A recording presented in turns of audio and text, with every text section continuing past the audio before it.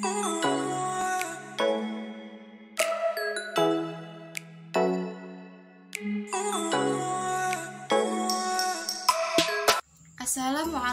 warahmatullahi wabarakatuh.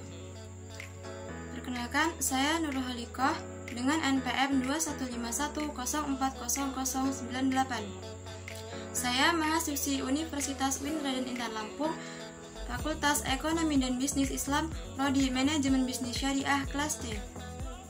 Baiklah, di sini saya akan memenuhi tugas dari dosen pengampu Bapak Ahmad Muluk Alfian SPDI MA dengan mata kuliah Pendidikan Pancasila dan Kewarganegaraan. Baiklah, langsung saja. Di sini saya akan menjelaskan materi saya yang berjudul Wawasan Nusantara. Landasan berpikir wawasan Nusantara. Sebagaimana yang diketahui, seseorang dapat berpikir tentang wawasan Nusantara pasti memiliki pengetahuan yang cukup tentang Indonesia. Namun, sebelum memahami wawasan Nusantara, perlu dipahami tentang landasan wawasan Nusantara, yaitu ideal dan konstitusional. Landasan ideal wawasan Nusantara adalah Pancasila. Pancasila adalah dasar negara. Seluruh dasar pandangan bermuara dan berdasar dari Pancasila itu sendiri. Masyarakat Indonesia sudah sepantasnya bersyukur bahwa telah menjadikan Pancasila sebagai dasar negara yang utuh dan berkeadilan sosial. Landasan wawasan Nusantara yang berikutnya adalah konstitusional, yaitu yang didasarkan dari Undang-Undang Dasar 1945. Mengapa undang-undang? Karena segala sesuatu peraturan tentang tatanan kehidupan, berbangsa, dan bernegara diatur sebaik-baiknya dalam undang-undang tersebut. Selain landasan wawasan Nusantara memiliki kandungan unsur-unsur yang sangat penting untuk diketahui, yaitu unsur wadah atau kontur, isi atau konten. Adapun wadah atau yang disebut dengan kontur adalah sebuah warna atau ciri kehidupan yang berorientasi kepada sifat Nusantara atau kedaerahan serta memiliki budaya Indonesia dengan segala kekayaan dan perbedaannya tersebut. Sedangkan untuk konten atau isi, yaitu berdasarkan kesepakatan dan aspirasi bersama dalam satu kesatuan serta tujuan nasional, dan persatuan yang kuat antara seluruh masyarakat yang beragam namun menjadi satu karena tujuan nasional tersebut. Dan unsur yang ketiga adalah konduk atau tata laku. Adanya perilaku yang lahir dari jiwa dan mental dalam berbangsa dan bernegara Indonesia tersematkan dalam jiwa dan semangat. Hal inilah yang disebut dengan tata laku batiniah. Fungsi dan peran wawasan Nusantara. Mengapa wawasan Nusantara itu sangat penting dalam kehidupan?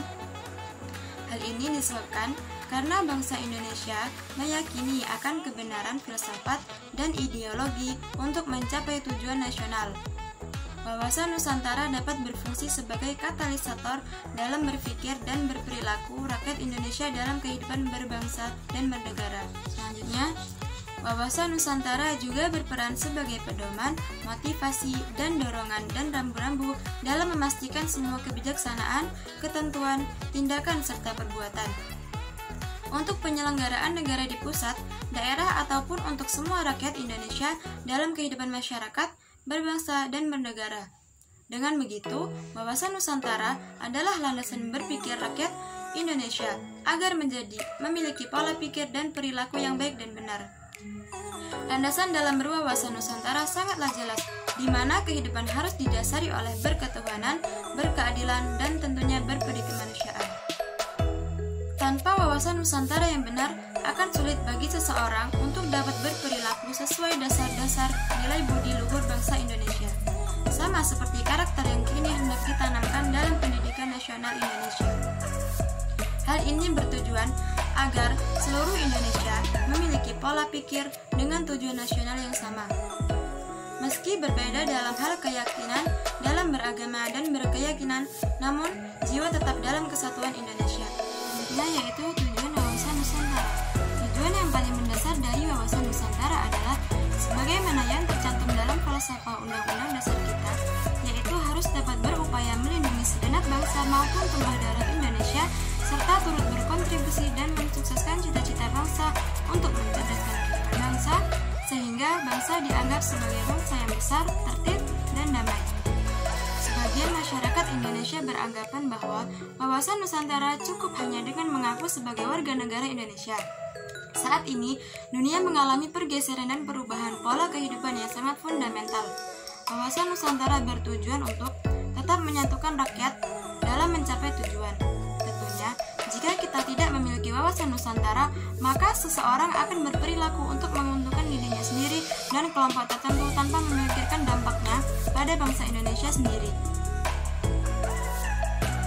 Selain itu, dalam kehidupan sehari-hari tentunya yang membedakan orang-orang yang memiliki wawasan Nusantara dengan yang tidak adalah ciri perilakunya. Orang-orang yang memiliki wawasan Nusantara lebih cenderung menerbitkan kedamaian, ketentraman, bahkan ketenangan.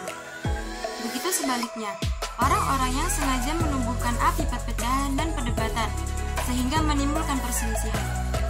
Disinilah fungsi wawasan Nusantara sangat diharapkan, di mana seseorang dapat menyikapi kehidupan dan kondisi dengan lebih ke arah yang lebih positif dan cenderung mementingkan kepentingan bersama. Contoh sikap dan perilaku yang mencerminkan sikap memahami wawasan Nusantara. Adapun sikap yang mencerminkan wawasan Nusantara dalam berpolitik adalah melaksanakan dan mematuhi prinsip demokrasi dalam pemilihan presiden maupun pemilihan umum lainnya. Segala sesuatu yang diatur dalam tatanan hukum adalah wajib dipatuhi. Hal ini bukan karena posisi diri kita adalah warga, namun siapapun dan apapun jabatan wajib mematuhi hal tersebut.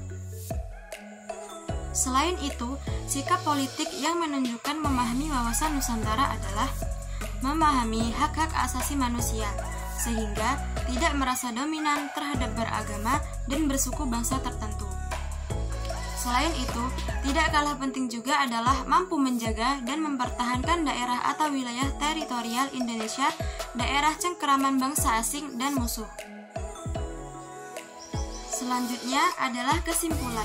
Adapun kesimpulan dari wawasan Nusantara adalah cara pandang dan berpikir seseorang atau individu yang berdasarkan atas falsafah Pancasila dan dasar-dasar bangsa yang luhur dan menyeluruh.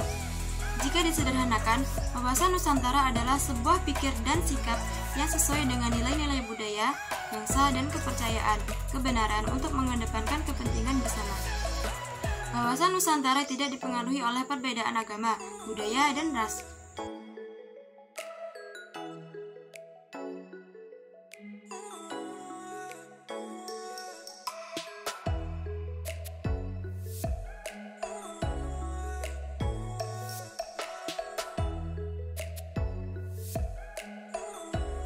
Keberagaman dalam Indonesia akan disatukan dalam satu ideologi, bangsa, Bhinneka Tunggal Ika dan Persatuan Kesatuan Bangsa.